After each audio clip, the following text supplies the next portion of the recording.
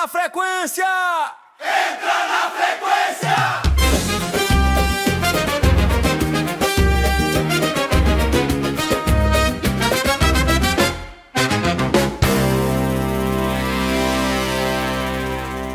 Entra na frequência!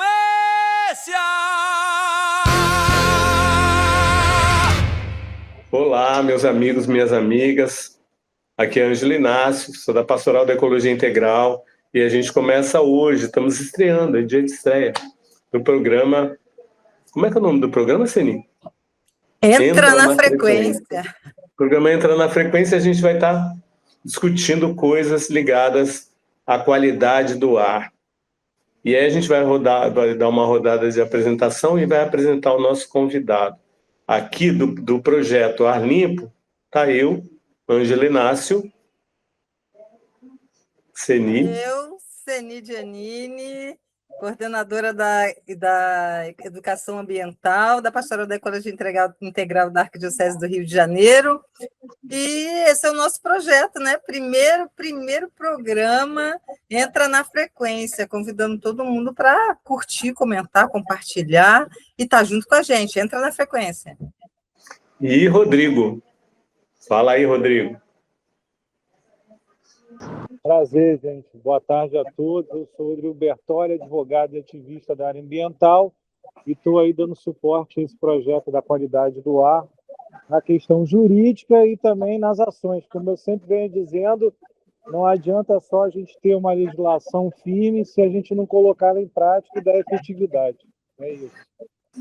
Beleza, e a gente começou o programa muito bem acompanhado. A gente está com o Vinícius de Oliveira, que é o responsável na SMAC, que é a Secretaria de Meio Ambiente, pela qualidade do ar. É funcionário público, 30 anos de funcionalismo público, uma carreira vitoriosa, e a gente, então, vai bater um papo com ele para que todos nós consigamos compreender o tamanho do problema que é monitorar o ar na cidade do Rio de Janeiro. Vinícius, por favor. Boa tarde, Ângelo, boa tarde, Seni, boa tarde, Rodrigo, boa tarde a todos que estejam nos ouvindo, nos vendo.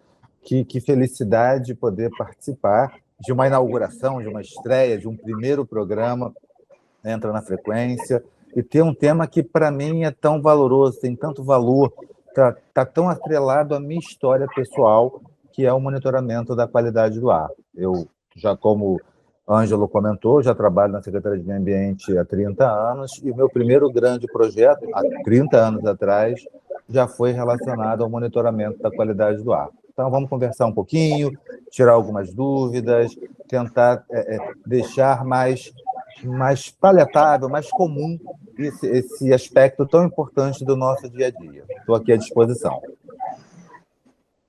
Seni, primeira pergunta. Vamos lá. Mas já assim, de cara, vamos lá, Vinícius. O que a população gostaria de saber, né? De que é composto o ar que a gente respira? A gente aprende na escola, desde muito novinho, que o ar é composto por nitrogênio, oxigênio, dióxido de carbono. Essa é a composição geral do ar atmosférico. Só que muitas vezes não aparece nessa conversa, nessa discussão, nessa aula, lá na educação fundamental, aqueles poluentes que também estão participando da atmosfera. Seja porque os automóveis, na hora que usam gasolina, usam diesel, quando eles estão queimando no motor e saem aqueles vapores no cano de descarga, está repleto de poluentes, substâncias que não deveriam estar originariamente na nossa atmosfera. E esses poluentes tendem a comprometer a nossa qualidade de vida, a nossa saúde. Então, a gente vai falar muito de monóxido de carbono, de ozônio, de material particulado, que está entre os principais poluentes da atmosfera. Isso causa algum problema, Vinícius? A gente está respirando essas coisas? Que problemas teria? Causa, sim, Ângelo, causa problema para todo mundo, mas principalmente para aquelas pessoas que têm algum tipo de comorbidade, já tem algum tipo de comprometimento do aparelho respiratório. Hoje em dia, a gente está o tempo todo ouvindo falar em asma, bronquite, todas essas doenças do trato respiratório, elas vão sofrer influência, ou seja, vão ter seus quadros piorados se a pessoa estiver exposta num ambiente muito poluído, onde a poluição do ar for muito marcada, for muito intensa. Então, isso está no nosso dia a dia. É claro que a gente tem uma atenção especial quando trabalha com políticas públicas na qualidade do ar para crianças e para idosos, mas a má qualidade do ar afeta a qualidade de vida de qualquer pessoa. E a prefeitura, Mesmo como é que que tem? Opa, fala, pode falar. Mesmo que a pessoa não é a sua área, a medicina, mas enfim, mesmo que a pessoa não tenha alguma comorbidade, não tenha uma predisposição respiratória, ela pode desenvolver por causa da má qualidade do ar?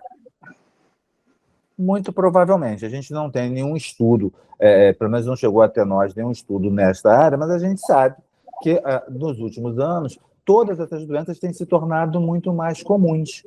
E assim, nos últimos anos, a gente também sabe que tem ocorrido eventos de piora da qualidade do ar, seja por aumento do número de veículos, seja por uma atividade industrial mais intensa. Então, a gente tem uma associação direta entre ambos os eventos. A Prefeitura do Rio tem se movimentado para poder perceber isso, né? Essa qualidade do ar.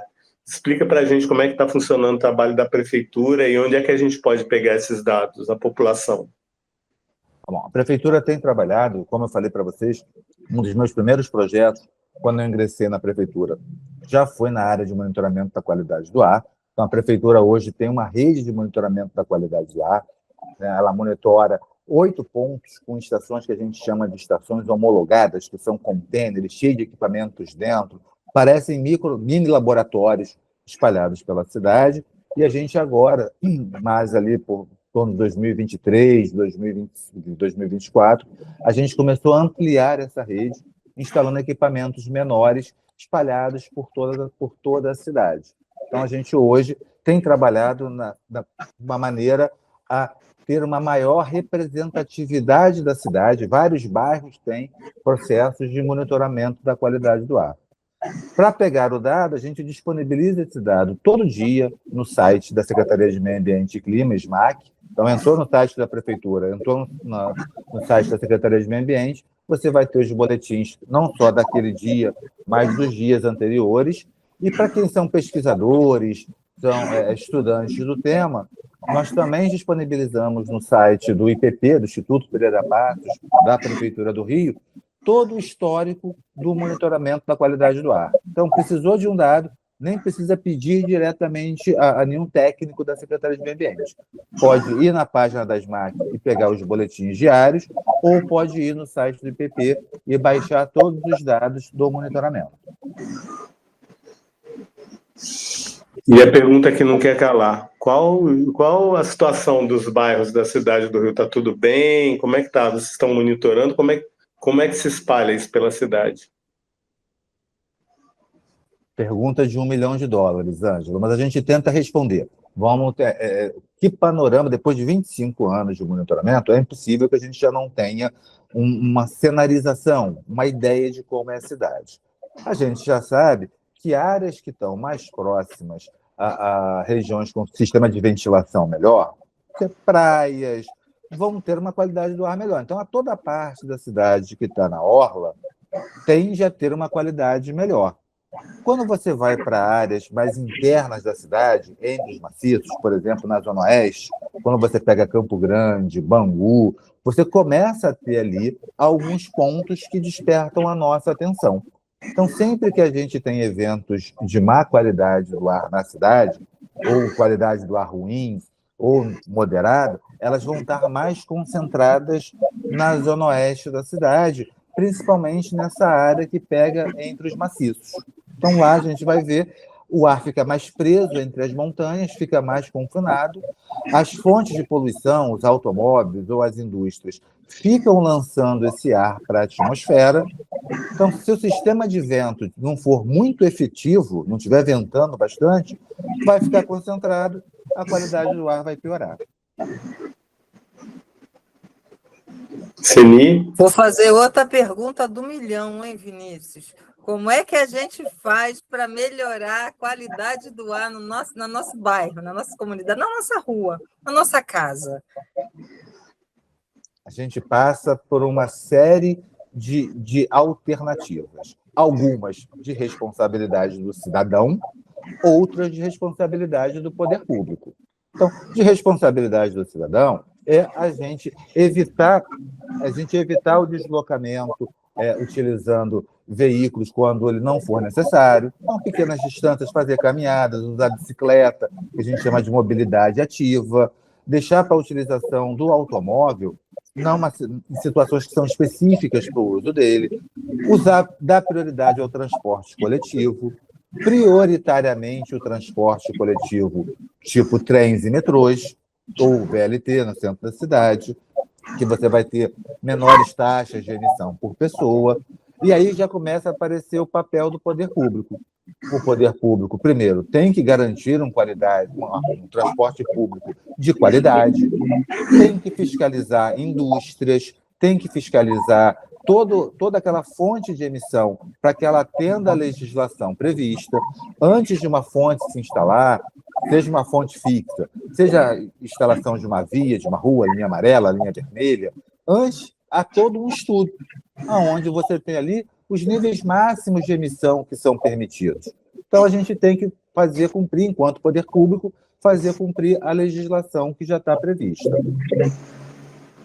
Acho que agora é o Rodrigo, né? O Rodrigo podia falar um pouco sobre isso. Rodrigo, a legislação nessa área contempla? Como é que está isso? Pois é, Ângelo, isso daí, desculpa estar falando aqui porque eu estou na rua, mas essa questão na doutrina, você vê, você já tem desde aí 1981, o Vinícius pode até comentar também, porque como eu digo, o direito nessa área ambiental, na questão da qualidade do ar, ele é interdisciplinar e também transdisciplinar, porque ele envolve vários campos do saber, né?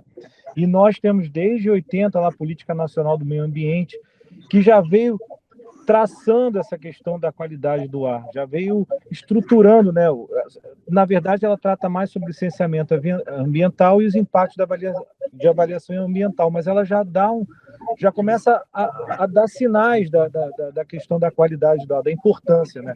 E aí, um momento um pouquinho mais à frente, nós desenvolvemos a Política Nacional sobre Mudança do Clima, em 2009, e que já vem incorporando também essa dimensão climática na governança ambiental brasileira. E agora, recentemente, há 2 anos, nós criamos a Lei 14.850 de 2024, que ela instituiu a Política Nacional da Qualidade do Ar. E aí nós temos esse marco, né, especificamente voltado à gestão integrada da poluição atmosférica com relação ao meio ambiente. Porque hoje em dia a gente entende, né, que o meio ambiente e a questão da qualidade do ar, ele é um direito fundamental. E não só um direito fundamental ao ambiente, mas também um clima limpo, saudável e seguro, porque isso afeta também a saúde das pessoas, né? Como bem disse o Vinícius, expôs de uma maneira bem clara. Mas o que acontece, Ângelo, é que nós precisamos dar efetividade a todo esse arcabouço que nós temos, né? E eu digo isso pela questão ambiental, na qual eu venho lidando nesses últimos tempos, porque nós temos várias legislações, né, sobre meio ambiente, e na prática a gente encontra vários entraves. Então não adianta ter um arcabouço bonito, né, lá a gente cria, e na prática não vê efetividade, fica uma distância muito grande. E a gente precisa estreitar isso com ações efetivas, né?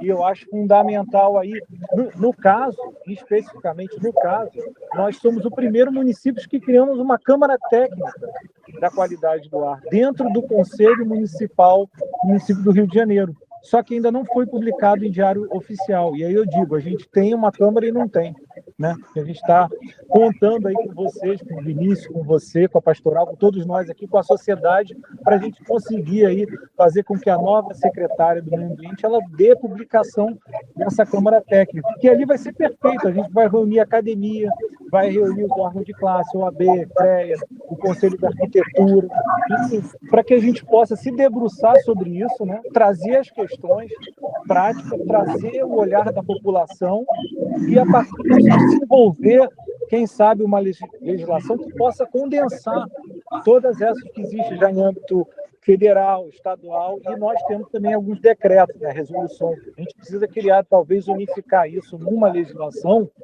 para que a gente consiga, a partir dela, dar efetividade, porque se ficar apenas no plano da legislação, a gente não vê muitas mudanças, sabe? São muito tímidas. Embora... Rodrigo, estouramos o tempo. Desculpa, é porque é muita coisa para falar, mas me desculpa. Tem muita coisa. Você volta para a gente dar sequência a isso e conversar e aprofundar mais, você e o Vinícius. A gente quer contar com vocês para os próximos programas a gente está falando. Por enquanto é só, pessoal.